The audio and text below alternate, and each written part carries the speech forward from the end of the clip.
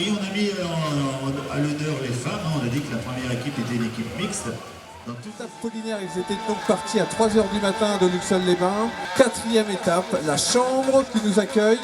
Les cyclistes ne sont pas seuls à s'exercer en cette période estivale.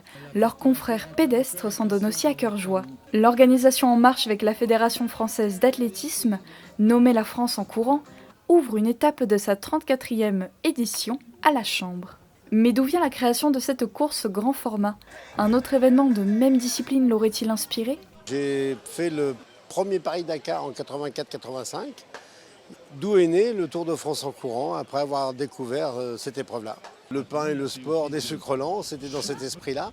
Et à la suite d'un premier Paris-Dakar, on a fait l'intégralité du Tour de France cycliste, les 3 semaines, avec des étapes de 250 km. Au programme de cette étape, animation pour tous âges, présentation de producteurs et bien entendu glucides lents sont au rendez-vous.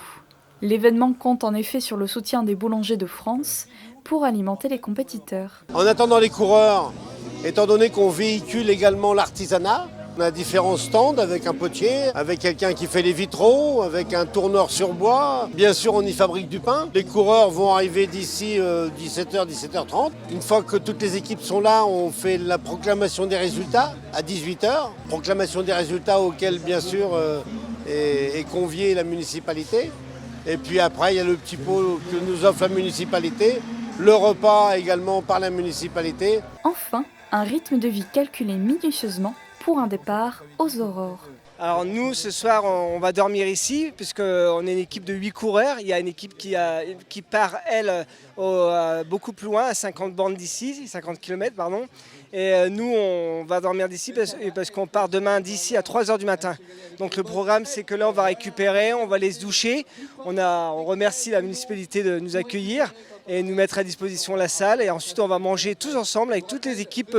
Donc c'est vraiment le moment convivial. Et après, on va se reposer. Et demain, 3h du matin, départ. Quels conseils apportent les participants ? Il faut boire beaucoup d'eau. Ça, il faut s'hydrater tout le temps. On se mouille la nuque, on s'hydrate, on se rafraîchit quand on voit des fontaines sur les parcours. Donc c'est surtout s'hydrater au maximum. Il faut bien récupérer, c'est de bien dormir, il faut bien manger, bien s'hydrater, c'est un ensemble. Les étirements, se faire masser également, on a la chance d'avoir des kinés. C'est vraiment sympa, on apprend à se connaître, quand on est les gens, c'est vraiment le moment bien sympa où on se taquine, on échange beaucoup ensemble, donc c'est vraiment agréable. Je pars. Nous leur souhaitons beaucoup d'énergie et de courage dans leur périple et au pas de course.